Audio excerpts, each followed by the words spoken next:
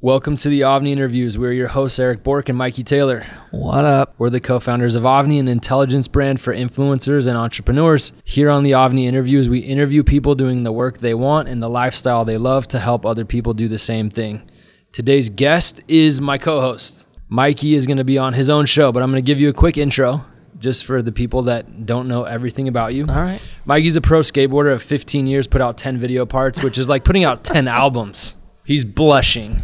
And from skateboarding, he also started a few businesses, a very successful one that many people know as St. Archer Brewery that sold in 2015, and investor and villager, and now starting his own real estate capital company called Commune Capital. Mikey, welcome to your own show. Thank you. It's an honor to be here. Yeah, it's an honor to have you, man. That sounds like you've done the intro 10 times. See, now we just put the other interviews out, our first interviews, and now we're watching these going, hey, we can actually know what we sound like. So we learned a little bit. You sounded good, buddy. You sounded good. Thanks, man. So just real quick, I just want to kind of explain what we're doing today. The first interviews that came out were great, but Mikey's had a lot going on, and I'm going to interview him real quick just as far as what's going on recently, and he's gone through some transitions from skateboarding. And I also left I shouldn't leave Sovereign out of your intro. Everyone leaves Sovereign out, man. Give Sovereign some love, skateboard company called Sovereign. Really, it's starting to do really well in LA-based, cool-looking skateboard company. Check that out for anybody that hasn't seen it. So, Mikey, let's start off and let's talk about your transition from skateboarding. Let's touch on that first. Okay. So you're a pro skateboarder, and me and you were at Shane O'Neill's house, and I come out, and you look like you saw a ghost. From that day until this day, it's been about a year.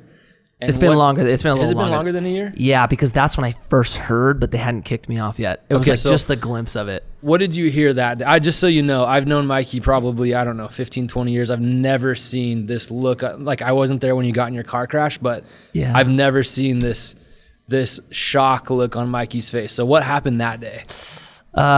So that day, I had a friend who was working there. He was really high up. At DC. At DC, yeah.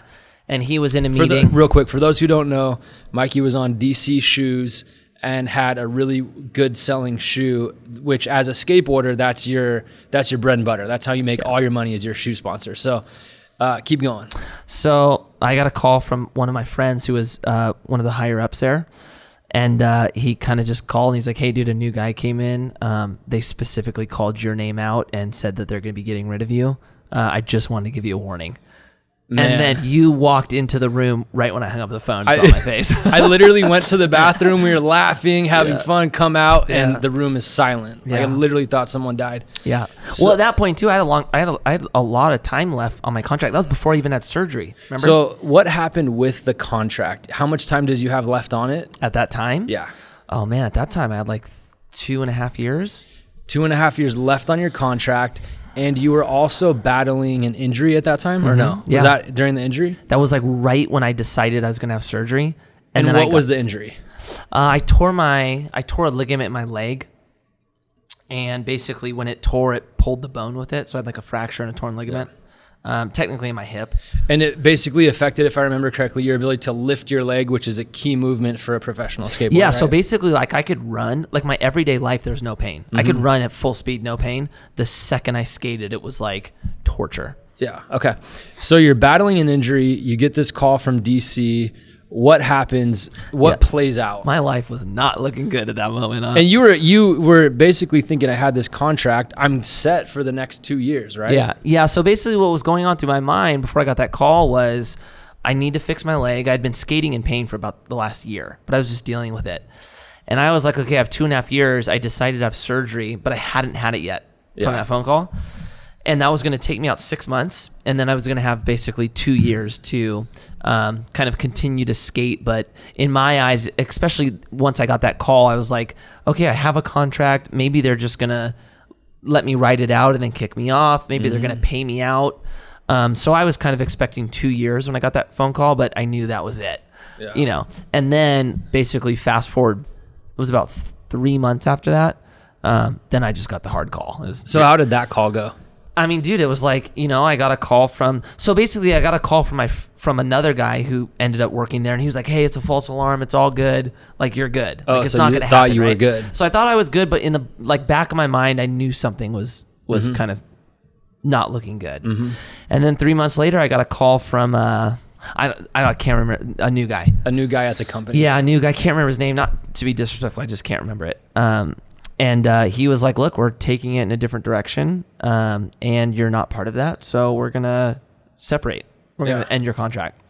And I was like, end my contract? What do you mean end my contract of 2 years? And I'm like, well, we found this kind of loophole, or we found a termination clause that allows us to get out and blah, blah, blah. So then that happened. Okay, so the termination clause, and this is a big life lesson, and there's entrepreneurs listening for who the do OVI contracts. Dog, the OVI, this would be a good one for the OVI. One valuable insight, check those out on our YouTube page. We ask entrepreneurs about one valuable insight. So this is an OVI. You know what though, now that I think of it, like it is an OVI, but like I don't know if I would have done anything different. I had a lawyer look at it. You know what I'm saying? Like I have lawyers look at all my deals. I'm specifically referring to the one line. This is okay, that's a good loophole. one. Yeah, so for legal people, whatever. So and looking over your own contracts, you should always, even though you have someone read it, look it over yourself, especially for this. Yeah. So what was the loophole? So basically, like in a contract, there's usually like a termination clause, right? And it's usually for like if you die, if you become a felon, like there's usually like just reasons why a company would need to terminate an agreement. And so this one had that. It was basically the same thing. If I get hurt and can't skate for over a year, if I die, if I become a felon, blah, blah, blah, blah, blah. And it basically said they'll be able to terminate upon written notice if, and then listed out all those things. And then right after those things went, or upon written notice.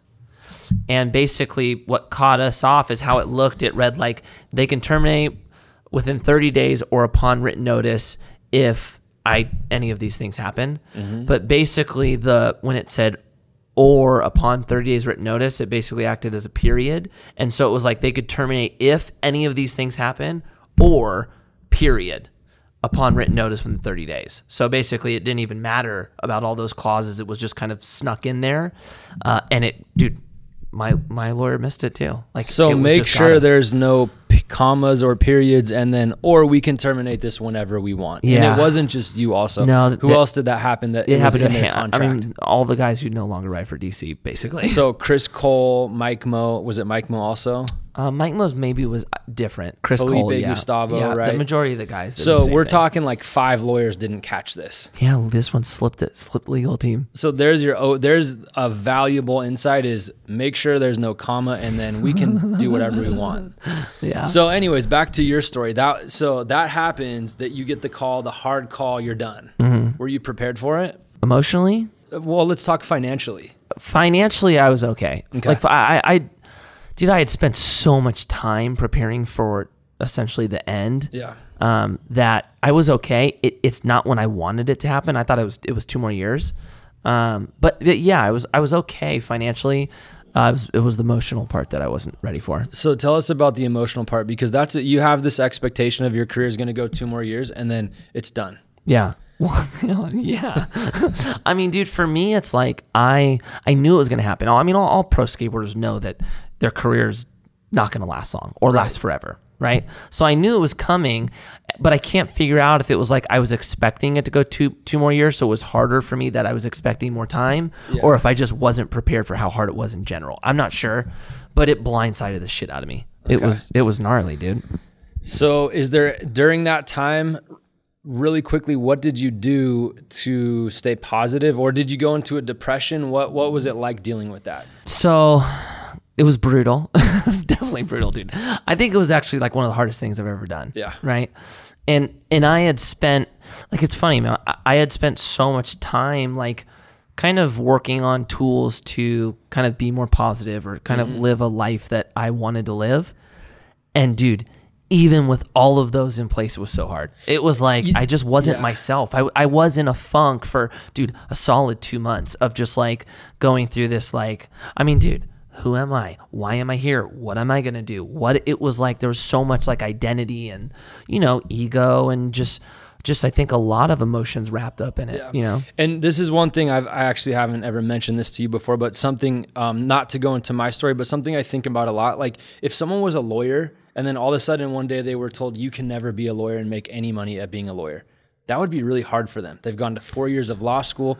We're talking 20 years of your life invested in this career, being at the top of the industry, one of the best pro skateboarders, most well-known pro skateboarders, and then just imagine if you're a lawyer and then all of a sudden you're just told, can't do it anymore, you're done. And you can't go get another job either. Dude, totally. I mean, dude, it was gnarly. It was gnarly. The thing is, like, we all know it's going to happen. Yeah. Like all of us, right? Like it sucks, but it's reality. Yeah. And it was awful. So bad. Yeah. So let's touch real quick. I don't want to dive too much in, but I'm going to brush over real quick. You had while you were a skateboarder, you and Paul Rodriguez and Josh Landon started St. Archer Beer. You guys had an acquisition. It was a home run and you made a lot of money. I've been thinking about this a little bit, and I'm going to tell a quick story here, right? I actually know, good family friend, a guy who won American Inventor, and he won $1 million. $1 million, and that by the time all the bills were paid and the house was paid and the taxes were paid was not that much money. And everybody's like, you won $1 million. So that money does not last forever. And I think sometimes when people think of you, they think, oh, you were a part of St. Archer, you're set for life. Mm-hmm. What does that money, the money that you got from the St. Archer acquisition, what did that realistically, and I will add in, Mikey is one of the most on top of it people with your money. Like drives a Prius. Do I still have it? Like got a used Tesla. Yeah. Like what does that look like, that money from the acquisition as far as lifestyle? For us, our lifestyle didn't change. What did you do the day you got the money? Okay, I skated. Did you go out? What'd you buy? No, I didn't buy anything. I just came here and skated. I didn't buy it. It took me from the time we got the acquisition, it took me 2 years to buy something. You didn't buy a jet? No.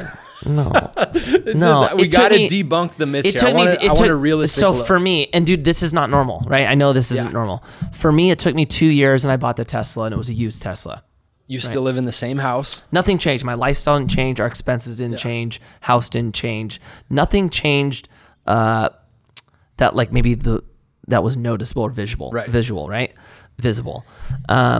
What did change was the way that I was able to invest. That absolutely changed. Yeah. As far as my spending goes, though, no, it didn't change at all. Okay. So you basically use the money to invest into companies. That's what you enjoy doing. That's what I like doing. I didn't use all of it, but like I put a lot of it into real estate. Okay. I invested into a couple startups with it, and then basically, I put a lot of it in for my kids to go to school. Some into stocks, not a ton, but it just basically got worked into kind of my portfolio essentially. So lesson here, how have you managed your money so well? Did you just figure it out, or what guidance have you had along the way? So it's funny, man. I did have really good guidance. This isn't all me. Like I did have really good guidance. My dad walked me into, AFG, which is like ended up becoming good friends of mine, but they had a financial firm and they basically managed wealth, financial advisor, created opportunities, etc. Right. And so my dad walked me into their office the second I started making money, and they really helped me. It's like I was like, dude, they're used to building portfolios or retirement plans or whatever it is for kind of normal people with 30, 40-year careers, not a pro skateboarder with a 10-year career.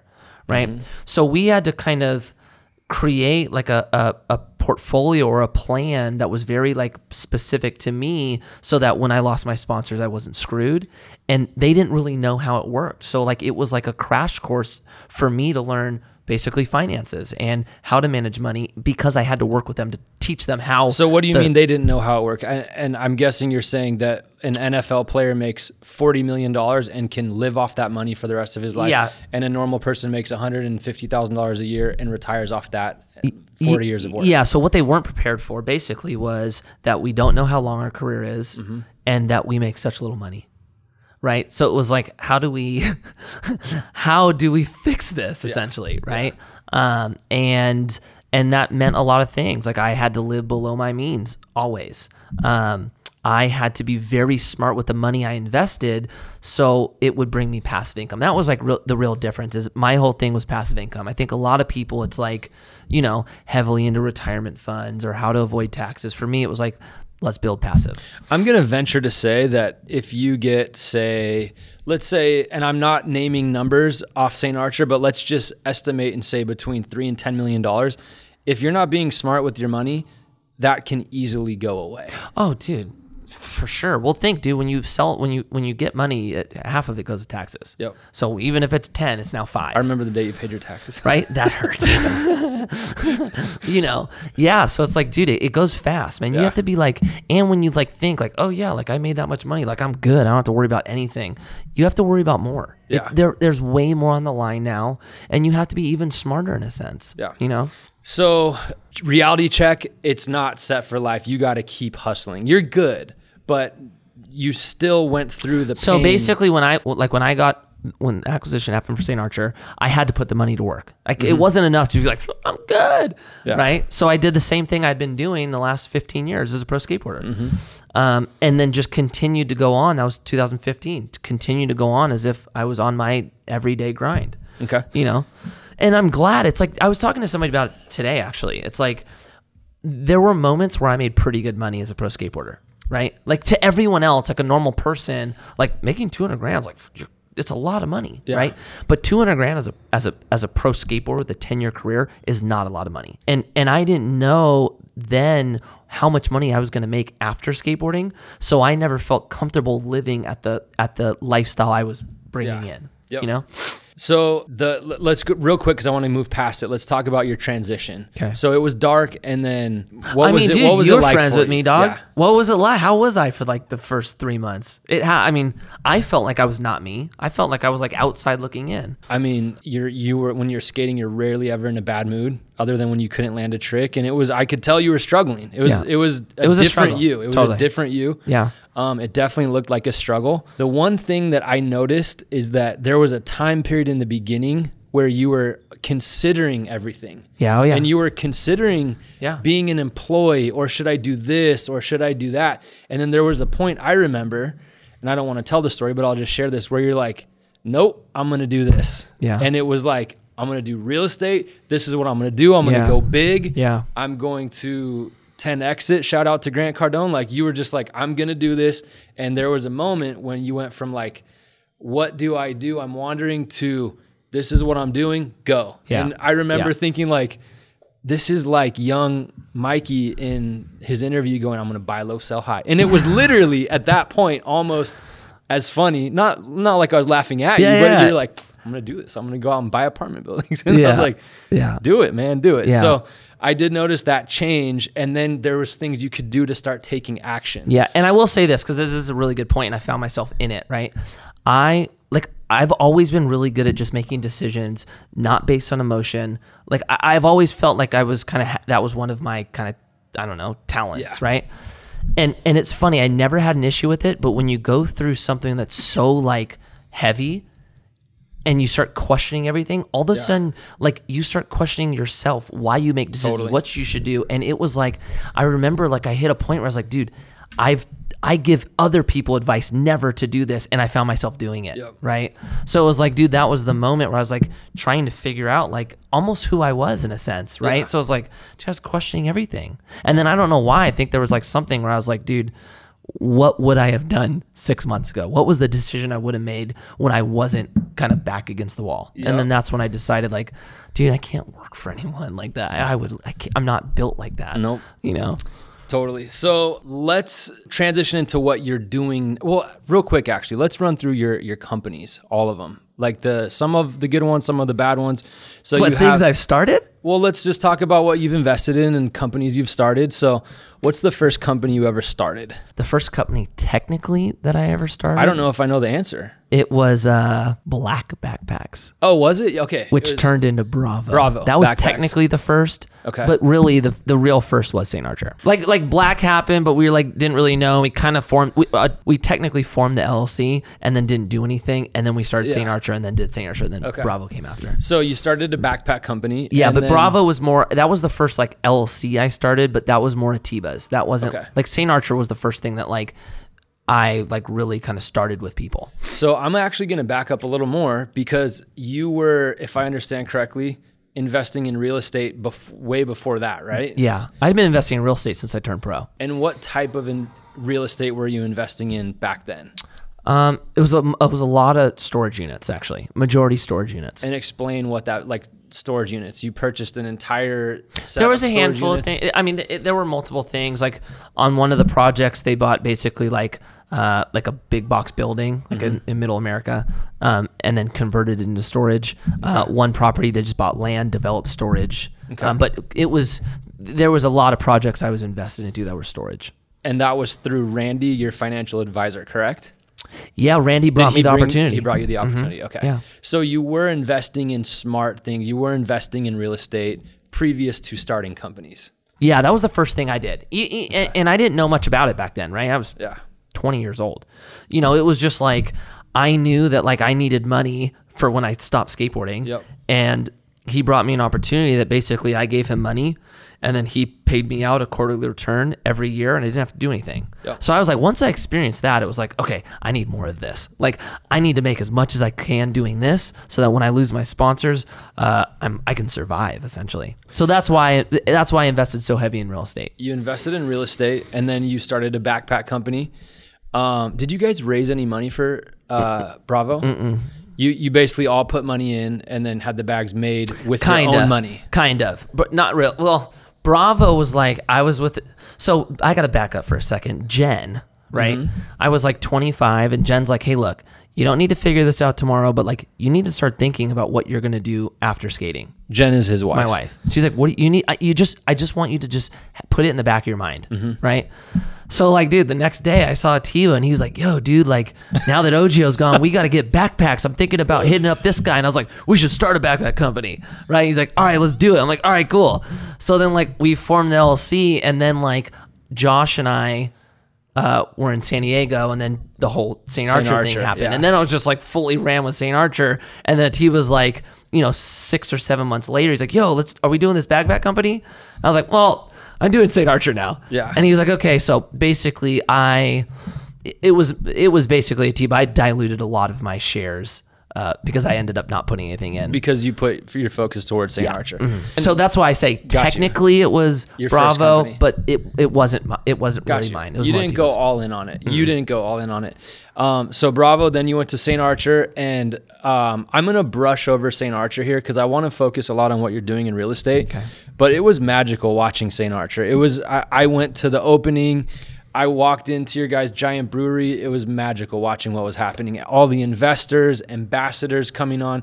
You guys really changed a lot of the things that were happening. And afterwards, I feel like everybody was creating ambassadors, and it was I feel like it was a game changer for skateboarding. I feel like it was one of the biggest companies to come out of skateboarding that wasn't skateboarding. Yeah. Other than like shoe companies. Like, yeah. Tell you the truth, we all felt. I mean, I think everyone involved, like from like.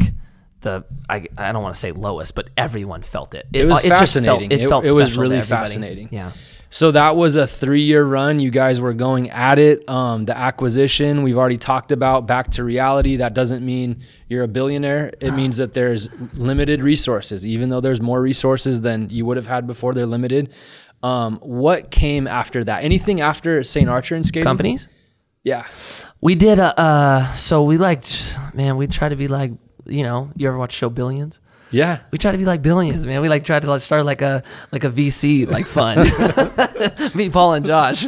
Yeah. So like whatever, we started this like fund. We all put money into it. We use that to like invest or start companies. We invest into like a like an athlete management company. We invested into a design firm. Did you lose any money in those? I lost it all on those. That's one of my that's one of my favorite quotes. When we interviewed Drama, and he was like, "I invested in the Uber jets, and I might as well just set my money on fire." Yeah, those were L's, man. Those are total L's. So and then we have to mention Sovereign. You started Sovereign, which is still going. Still have a board there. So back to the transition. What you're doing now? What was after pretty much Sovereign? I feel like that was the last one before your exit from being an everyday pro skateboarder, right? Yeah, basically Sovereign was the last thing before my career ended. Yeah. And then you had to pursue something that you do full time every day. Yes. And that's what we'll get into right now. Yeah. And I think that's why the transition was so hard, because dude, like if we're being honest, I always planned for St. Archer being that after skateboarding, I would step away, right? Like, dude, Josh would tell me all the time, dude, you're done with skating. You're done with skating. Let's do, you know what I'm saying? Yeah. And then it sold before my career ended. So it was like this like point for me. It was like, I wasn't sure what I was going to do because that was like kind of my backup plan. Right. And the family run business that goes on for 30 years. And I mean, it wasn't like that. It was just like, that's what I thought I was going to do. And even if like we did, like we had a plan to sell it. But it was like, dude, I'm going to step in there. I'm going to help. We're going to sell, have a career thereafter. Like that was like my plan originally. So then when that kind of sold, which was a total blessing, I just didn't know what I was going to do. So you invested in Villager. Villager started, you invested in Villager. Were there any other investments apart from real estate that you were investing in? Sovereign, Villager. Just trying to look at your portfolio. The barracks. The barracks, okay. So you invested in a few things. Let's get to how did you decide what you're doing now? Yeah. And let's get into that. So basically I was it's exciting, man. This is I'm stoked we get to talk about this. This is exciting. I like it. I'm really happy doing it. I was actually with Eric Ellington today. Okay. And we were talking about it. I love Eric Ellington. He's the best. We were talking about it and he goes, dude, like I know like whatever, like you're not like pro skater anymore, but I just gotta tell you, man, I think you were born for this. And for real estate, yeah. He was like, I just see you like light up when you talk about it. Like you're so natural at it. Like I think you're born for this. And I was just like, that was just so cool to hear. Is there any type of relief? Because I would rate yourself natural talent on a skateboard. I know I hit you with this a lot, but we talk about this. Yeah. And you actually posted about this with talent today. Yeah, Grant asked me about this when I was on his show. Okay. I didn't think I had a ton of talent skateboarding. Like I was good. I don't think I sucked, but like compared to everyone else, I didn't think I was as talented. Yeah. I thought my talent was maybe at like a 4, right? To me, it was like my work ethic. Yeah. That I think why I was able to get like maybe every drop of talent I could get out of it. But I was not the like guy who just spewed talent. I had to work my ass off for it. And I'm going to throw this out there too, because I've watched a lot of skateboarding careers and you're one of the few people, most people you see like they'll have like a year where they don't skate that much. I literally think that there was not 1 month in your entire career where you just kicked it. No, I don't think there honestly. No, there wasn't. To tell you the truth, the only time I didn't skate is if I was hurt. If I wasn't hurt, it was skating every day. You can't skate, but I don't think there was ever a time when you just went to the mall or just went on vacation or just enjoyed it. You know always, me though, dude. I'm so obsessive with what I'm doing. Which is, I hadn't thought about that literally until right now. That's actually pretty cool to think about. For 15 years, you literally did it every single day you could. Yeah, totally. I think that's what was, dude, I think that's why I was like, it was hard for me. Yeah. You know? Well, totally. Of course. Okay, so deciding what you got into now. You do real estate. So you go and put those signs up and... No. Not to hate on anyone doing that, but I mean let's sound like arrogant. No, that's not what I'm doing. I shouldn't have said it like that. Anyway, I said it. So what are you doing in real estate? So when I was going through this, like, what am I going to do? And like playing around with a lot of different ideas. I played around with a shoe brand. You and I talked about doing this and started working on this. AVNI we'll talk about later. Yeah, I was thinking about a lot of things to do and couldn't really I was struggling figuring out what it was. And I got a call from a friend, another pro skateboarder, and Sean Malto. He called to just check in on me, like, "Yo, like, what's up? Like, are you good, dog? Like, how's everything? Yeah, right? Like, what's it like on the other side?" And I was like, "Well, dude, it's gnarly." But he was talking about financially, right? Yeah, I thought he was just checking in. You thought he was like giving you like an emotional, like, "Yo, you doing good, dog?" And he was like, basically like, "Yo, how's your money, dog? How's the money?" you know? So he's basically just like asking if I was like good. You Yeah. know, he's like, well, dude, you know, I'm married, I have kids. He's like, is the family good? And I was like, oh, I was like, yeah, we're okay. Like, you know, I was like, dude, I planned for this for so long. Like, I'm okay. Like, it sucks, but like, I'm okay. Yeah.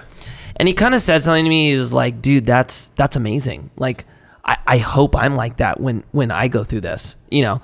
And it kind of just hit me there. I was like, dude, most of my friends and a lot of my peers don't plan for kind of what happens after skateboarding like I did, right? Yeah. Like most of them, there's just no planning, right? So I was like, you know what?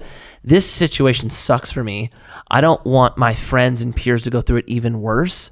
So I thought it was good. I thought that was like my calling to go, you know what, I can solve this. I can create an opportunity for them and it be the same vehicle that I use to kind of get through this. So what are you referring to? He said you have it figured out. What was he referring to? Well, look, dude, dude, seriously, a lot of skaters, a lot of them, it's like, dude, you're pro skaters. You reach so many people. You do like all these amazing things in our world. And then like after that, you know, a lot of people go and work for the company that sponsored them, go to like, you know, work in a warehouse. It's like a lot of people are doing this massive, like scaling down to survive after pro skateboarding, right?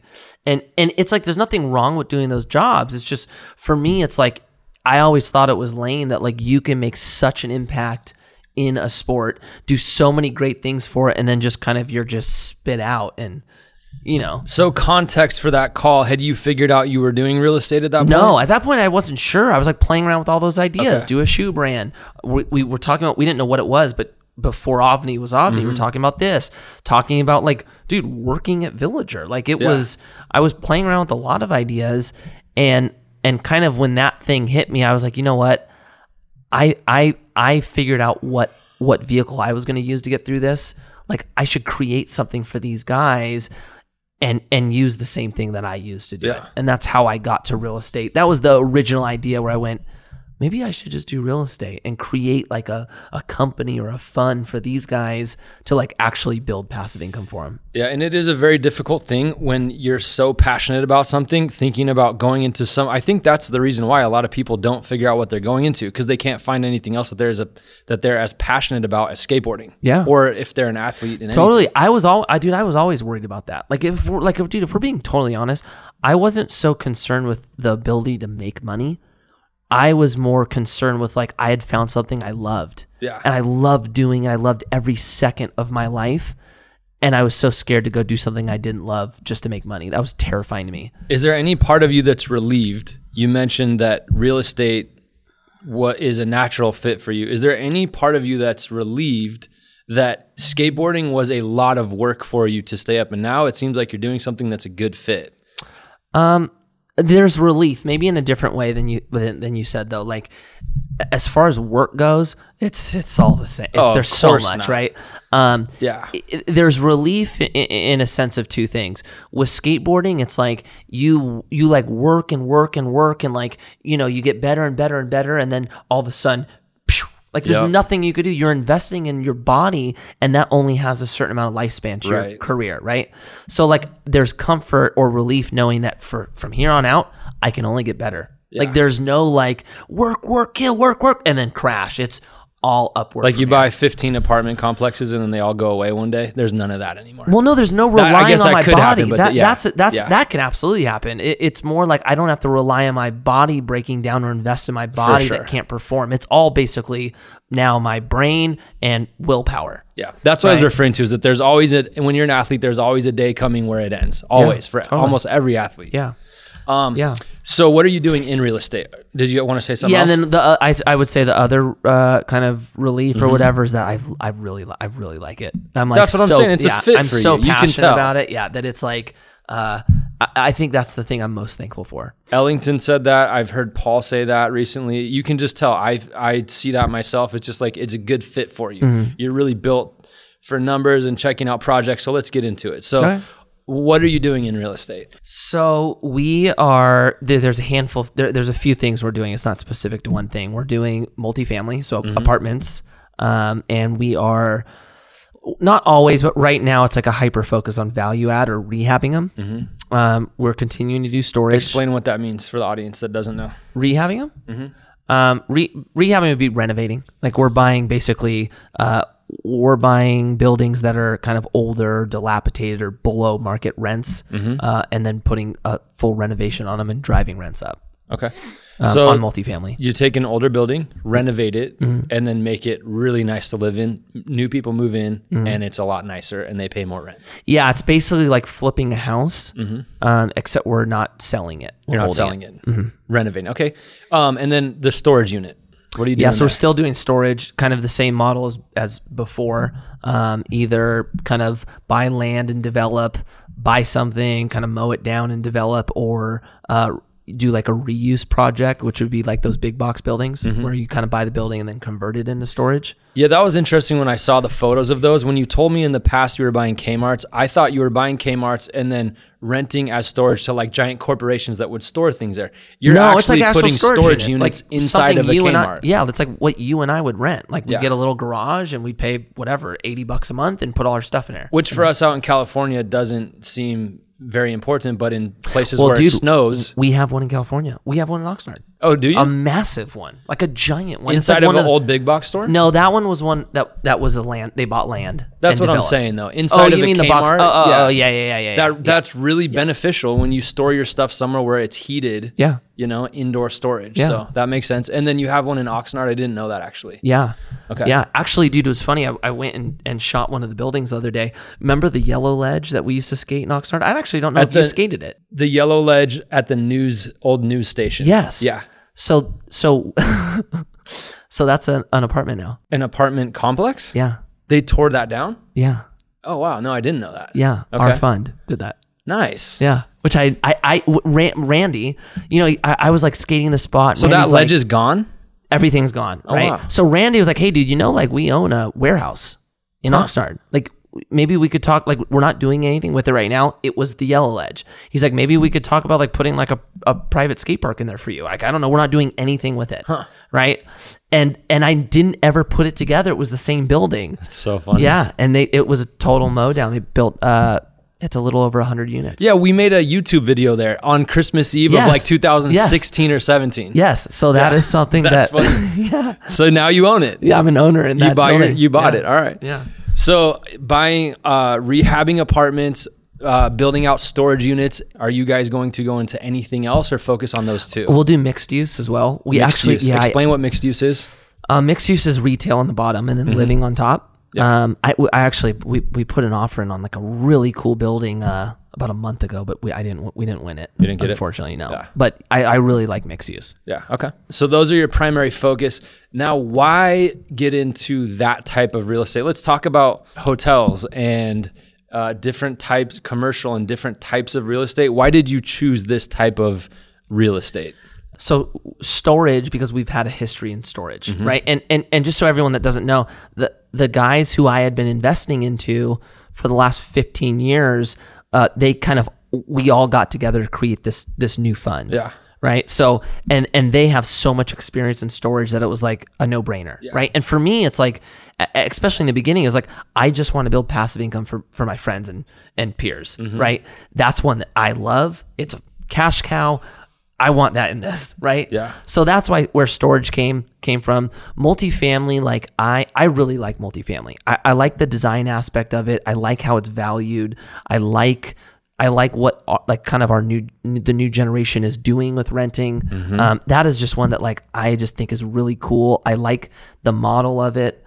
And mixed use is very similar. It's basically the same structure. It's just you can control the retail that's below. Yeah. So compare purchasing homes and purchasing apartment buildings. It's harder to get an apartment. It's a lot harder. It's harder to purchase the apartment. It's the whole entire process. So if you're purchasing homes in residential, how do you make your money? I know the answer, but I want you to compare the two. Why buy a 20 unit apartment building versus 20 houses? Like if you're doing it just for rentals, for cash, let's use cash flow for example. For anything. Residential versus multifamily. Well, to me, there were two things about why I personally don't like residential. And I will say this, I have friends doing residential and they're making good money. Yeah. It wasn't for me, right? I didn't like the idea that I had to buy 20 different homes, get 20 different loans, where I could just go buy one building Yeah. and have 20 of them, right? That was kind of the beginning of it. Then I don't like how you get to a valuation on a home as opposed to a building, right? Like for homes, you're kind of dealing with comps, Yep. right? With apartments, it's all based on your NOI. Essentially, you have your NOI and your cap rate, right? Which gives you your value. So I like the idea that I could come into a building and basically physically drive the net up, which would increase value in my building, right? Yep. It felt like a little bit more control. It operated more like a business than a home. Yeah. And I think that's why I like that as opposed to residential. So it's pretty cool. I remember, and the lending is like, it's harder to get. It's more for me, man. It's like, I feel like I could scale this so much bigger than, like, look, dude, you can totally scale it I could go bigger, buy yeah. a 200 unit building, right? Yep. How psycho does it sound to go buy 200 homes? 200 You know what I'm homes, saying? yeah. It's like, I'd rather just do it on one. Yep. And then all of a sudden I go buy another 200. They're all there. You have the management company. It's all Totally. right there. You have the rents. It's just like numbers in a business right there. Totally. As opposed to 200 homes, maintaining it's difficult. Yeah. So it's pretty cool to hear you talking. This is just kind of like a reflection moment right here. You dove into this podcast and talking to one of your partners, Fia, and just learning all this over the past, how many months has it been since you started learning about this? Like really, because like you had Randy doing it before. Yeah. So basically, yeah. So my history in real estate investing before was very, I don't want to say green. It wasn't green, but it wasn't like it is now. It was more like looking at returns. I understood leverage and what a safe leverage was for a building.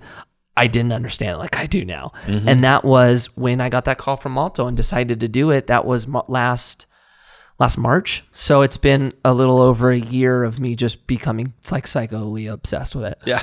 You know? And I watch you podcast. It was like you're like reading Transworlds when we were 15. Yeah. You're just like, and you know what? I will say this too. Like I'm a very obsessive person. Yeah. Right. So it just became like this. 2, I have a great team. Right. I have 3 guys who have been doing this for 30 years that I've invested into for 15, right? Fia, been doing this the last 10 years. So I had people around me where I was like taking a crash course on it with an already obsessive person. I was just able to learn a lot faster. And like, if I'm being totally honest with you, it's not that complicated. Like it's not, and I think coming from business before, it was very kind of natural, I think, to understand it. It was just some of the terms were different. And I'm not saying I know everything. I'm going to learn a lot for the next 30 years, but it's not that complicated of a thing. Yeah.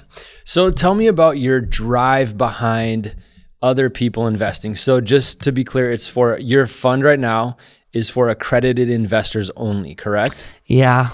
Yeah. Which is okay because it's something that people can aspire to invest. Yeah. This is something it's funny because it's something we've all seen people our age from Robert Kiyosaki when we were young, and it kind of went away and everybody wanted to buy a home. And it's kind of having this resurgence right now with like Grant Cardone explaining multifamily and what you're doing. Yeah. What does this opportunity do for people who are, let's say, working a job and have money saved up and accredited investors, or an athlete that doesn't have enough money to retire? So what are you going to do for them? I'm going to build them basically a return on their money that comes every year without them doing anything, right? So kind of like, I think my goal, and I think a lot of people's goal, is to get to financial freedom, right? To get to a point where you don't have to work, that you can choose to work, right? And to me, and I think a lot of people, that's done by basically having enough money coming in on a passive income or residual income, and that amount becoming greater than your expenses, right? Because now you have money coming in without you doing anything that will cover your bills, and then essentially you don't really need to do anything, right? So that was kind of always the goal for me, and I think that's what I want to try and achieve for everyone involved, to get them to a point of whether it's losing their sponsors and not wanting to be blindsided by it and be okay financially, whether it's working a job and wanting to retire early, whatever the situation is. I think all of us don't want to have to work. We want to choose to do it, right? Which is kind of funny because I could never see you not working, but no, I can't. It's a great feeling to have the financial freedom. Totally, man. For me, I'm gonna work forever. Yeah. Right. Which I really hope Jen doesn't see this, but I was about to say Jen's not gonna be happy. I just love it. I love it. Right. But what I do want is I don't want to have to worry about money. Yeah. Right. I want money to no longer be this like I don't want to waste energy thinking about if I can do something or if I can't, right? Mm-hmm. Like I get a call from you, like, hey, dude, let's go to Oregon next week. I don't want to have to go, okay, let's budget it out. I want that gone. I don't need to live this like kind of lavish lifestyle, but I just want to be able to do things and not trip on if I can afford it. Totally. And that's what you're helping other people achieve. I want everyone else to be in that situation too. Yeah. So it's Commune Capital, right? CommuneCapital.com or is it at Commune Capital on Insta? Yeah. Okay. So what does this look like down the road for you? Owning like a monopoly board of apartment buildings, what does it look like? On what level? Like, Where do you want to take it? You know what's funny, man? I have goals that I want like the fund to achieve. But to tell you the truth, one of the most exciting things to me with real estate is that I don't know how far I can take it, right? Like I experienced like kind of hitting the ceiling with skateboarding, right? I got to a point where I couldn't get any other sponsors. I couldn't make more money. I like completely maxed out, right? Yeah. And it sucked. Like it was actually a really shitty feeling. Yeah. So like that's like another reason why like I was so drawn to real estate is like, I don't know how far I can take this. Yeah. Like I don't know where the ceiling is. I don't even know if there is one. And so like I just want to see how far up I can get. But you can definitely take it to achieving financial freedom yourself and helping other people achieve financial freedom. Totally. Yeah. I think for me it's like, you know, there's a lot of ways you could do it, right? It's like, do we turn it into a private REIT? Do we turn it into a public REIT? Do I do another offering? Do like, how big is the fund going to be? What do I do? It's just, there's a lot of, how many units do you manage? It's I don't know, it's exciting. It really is exciting to watch it. So let's revisit real quick. Accredited investors only. Can you describe really quickly what that means? So this is, I would say if there is a bummer at this moment, that would be it. That like this first one is just for accredited investors. So an accredited investor is somebody who basically you have Jeez. Car's done. You have an annual income of $200K, a joint income of $300K, so you and your wife make $300 together, or you have a net worth of $1 million, not including your primary residence. And then you can become you don't need all of them. Investor. You just need one. And basically, like they make rules. Kind of the theory is, which is so retarded, but if you make a certain amount of money, you're supposed to have like a better understanding of things that you invest in. Or if you're going to invest, you should know what you're doing because you should have enough knowledge of making it. Yeah. Right. Or if you make this amount of money, you're a sophisticated investor, which part of that doesn't make sense. Cause I know people that make $300K a year, they're retarded. And I know guys who make 50 grand a year, they're geniuses, right? It shouldn't be based on that, but they do base it on that. So for this first fund, it is accredited investors only. I'm going to do one where it's not. It's just they really make it hard to do. It's very regulated. Yeah. Yeah. They just don't want us to touch those people. Unfortunately, it's just really expensive. It's really expensive. Yep. Well, let's kind of, I want to move into AVNI, so let's kind of sum this Commune Capital thing up and just recap real quick. Quick recap. Ready? You're ready. I was going to do it. Let's hear it. Oh, go ahead. No, let's hear it. I was just going to joke and actually say this is like one of the things I'm the most proud about of anything I've ever done. That's awesome. That's really cool. And it is fascinating to watch.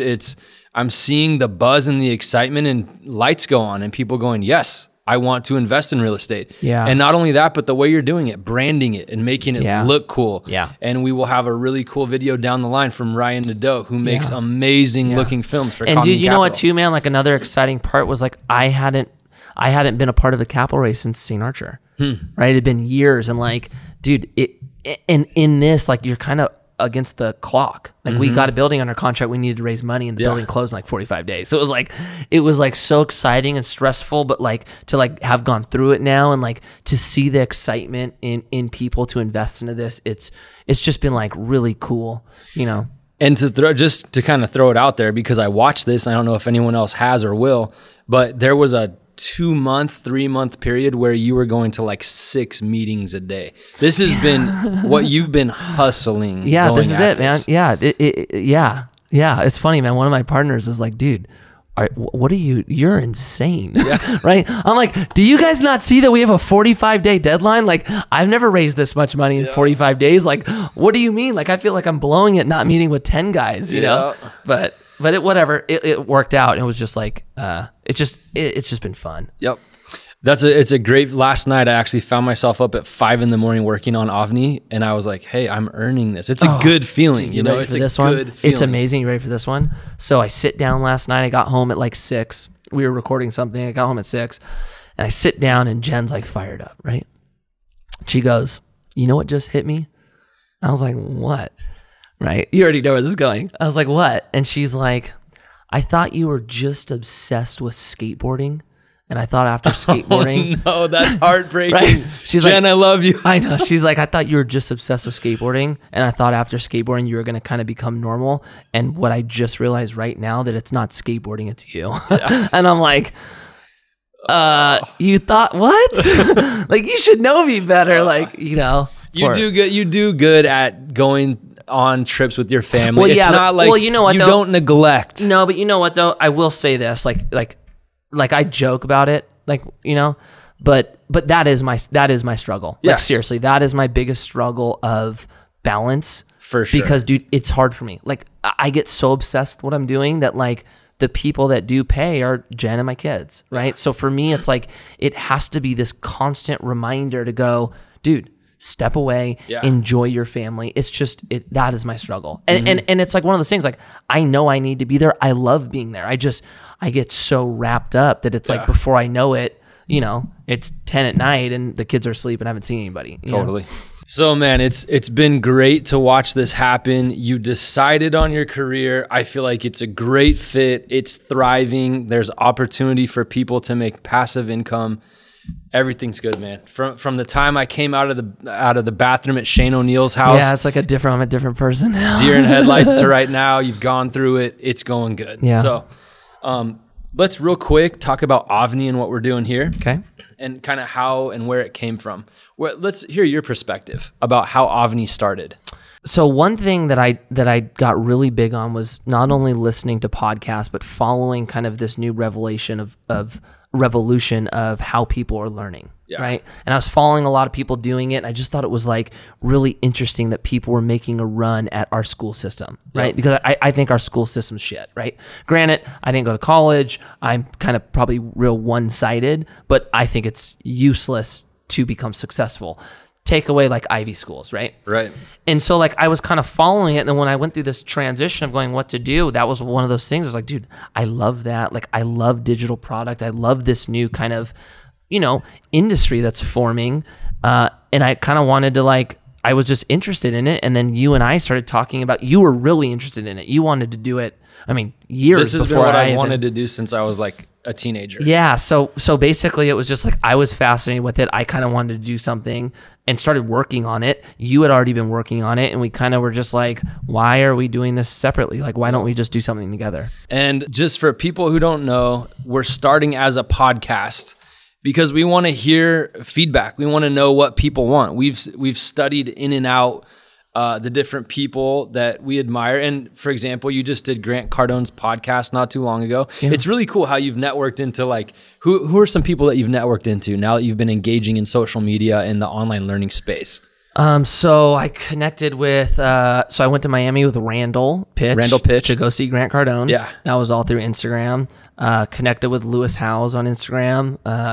DMs from Ed Milet, Gary Vanderchuk. I mean, dude, everybody, right? Yeah. It's like, but that is like more me putting myself out there, right? That wasn't so much like I'm doing real estate now, so these guys are hitting me up. It was more like me stepping out of like skater brain and like I only fuck with skaters. Yeah. And going like, let's open the door up and like put myself out there and try to meet some new people. Which there was a couple meetings that I thought were pretty funny. I won't go into detail. Timothy Sykes. Yeah. I met Timothy Sykes. Sit down and he was like, "What do you want, man?" Oh, it was so funny, I don't know. Man. It was legendary, man. I sit down with Timothy's on the phone, man. Like I'm sitting there for like 10 minutes. He's still on the phone, right? And he looks up to me and he goes, "So what's up, man? You want to trade?" And I'm like, "What? No." And he goes, "Why not?" And I'm like, "I'm doing something else like I totally love." "Oh, I could teach you. Think you'd be good at it." And I'm like, "Yeah, I'm kind of into this." "Okay, cool. We should go on a trip." I was like, "What?" It was pretty funny. He was actually a really cool guy, but how it started, it was like such a trip. You just started basically getting on social media and saying, "Yes, I'm gonna go to a meeting." Yeah, I just like all of a sudden, like I think I started following people that I wouldn't normally follow. Yeah. Right. And that was the beginning of it for me. I started following people like Gary or Grant or Lewis or a lot of these guys. God, I'm just drawing a blank. Gerard, right? Gerard, or like some of these guys that like I just wouldn't have done, and then like just to like get involved, leave comments. That's kind of where it started, and all of a sudden DMs and. Yeah, you have a definite talent for networking your way into things that you're interested in, for sure. If I'm interested. If you're interested. Right? If I'm interested, I could get there. If I'm not, fuck man, I'm dead in the water. We'll have to do something else on personality tests. I just did the personality test. Oh yeah. You know what? There's so much. Like we'll have to do it like a business partner one for sure. So AVNI, basically, we're going to be releasing digital products. Mikey's gone through this transition. I won't go into my story, but I basically flipped my life around and started doing what I want to do. And we basically want to help as many other people do it as possible. If someone would have walked me through this process, I could have saved years of pain in not knowing what to do. So that's the kind of the foundation of AVNI. And you know what we're going to do? What's that? We need to do an interview on you. At some point, yeah. Let's get this thing moving first. Okay. Let's get this. We'll wait till we got lots of eyeballs, then put it on you. Oh man. So that's AVNI, and I think we'll kind of wrap it up there. I'm really stoked. I'm gonna sum it up with this. It's been really cool to see this transition of you going through and just stepping into something that you can literally do for the rest of your life. Yeah. That is such a cool feeling. Not having like this is gonna end. It's just gonna get bigger and bigger. Exciting. And bigger. It's exciting for me. And you're excited. It's moving. It's just like, this is what I've always wanted to do, and we're partners in this. It's just it's a good forward momentum. Yeah. So for people who want to reach out, who are accredited investors, I would say DM you or. So for right now, if you want to kind of get more information on it, either you could email me Mikey@communecapital.com. Okay. If you want to just talk to me about it, DM me. Even if you're not an investor, dude, if you're a broker, if you're anyone in the space, DM me. I'd love to just like hear about what you're doing, see if we can work together. Yeah. Doesn't matter. I had some kid DM me today who, I don't know how he heard that what I was doing, but sent me a DM. He's like, yo, I work for a company and we sell distressed assets straight to an investor, all off market deals. Like, I think we could do something together. Mm-hmm. Left him my number. Call me right now. Got on the phone with him. Like, it was like Instagram totally hooked that up. So I don't know. Like, I don't know if we'll do something, but it's opportunity that you could create through social. It's like one of the blessings of social media. It is pretty crazy. You can get directly to people. So if people are interested, reach out, DM. You do get back. The site has basic info right now. Right now, the site will be up here pretty soon. Yeah. Right now you can go to our site and you can leave your email and we can send you information as it comes along or when the site comes up. Other than that, email me or DM. We got to put your contact info on that. Let's do that. So by the time this comes out, we'll have contact info at the site also. Okay. Great, Mikey, stoked for you. And just so you guys know, also let's give a shout out to everybody for the successful launch. It was actually really good. Yeah. You know what? I'm gonna say 2 words on that one. Okay. Just because you always close, but I do want to say like it was incredible seeing the response and support from people. It was like we were doing this and we were, I don't know, concerned or a little nervous that we were going to be talking about something very different than the skate podcasts out there. And dude, the response we got was like overwhelmingly supportive. It was pretty awesome. I was when we launched, I was nervous because I was looking at YouTube and I hadn't looked at the iTunes numbers yet. Yeah, so I was like, well, how are we doing? You're like, dude, we have 100 views on YouTube, and I was like, YouTube? How's the podcast doing? I look it up. Yeah. So thank you guys. Yeah, also, thank you guys. Thank you, Tommy Paz, for producing, killing it over here. Thank you, Ryan Nadeau, for making an amazing brand video. Check out the brand video. It's on YouTube. More people went to the one that the Barracks posted, the Chamber Theory video, but check out our brand video by Ryan Nadeau. Thank you, all you guys that subscribed on iTunes. We're stoked. And just so you know, our focus on here, we're mainly focusing on people who are, again, doing the work they want and the lifestyle they love, but building successful careers. And our podcast in an hour are going to break down as many questions as we can on how they did it. So thank you for listening. And if you like it, please leave us a review on iTunes. Mikey, stoked for you, man. Thank you to everybody who subscribed. This is going to be a fun endeavor, and we are going to have lots of great people on here. We have some really high level and people who are just making great livings doing what they want. Oh yeah, you know what? If you guys want to see people or there's people you follow that you'd like to know more insight about them, send us their handle, their Instagram handle. We'll reach out to them and try and get them on. Yeah. Let us know who you guys want to see and what they've built and what they've done. That's the focus of this podcast, to help other people do the same thing. And then digital products will follow. Thanks, and that's a wrap.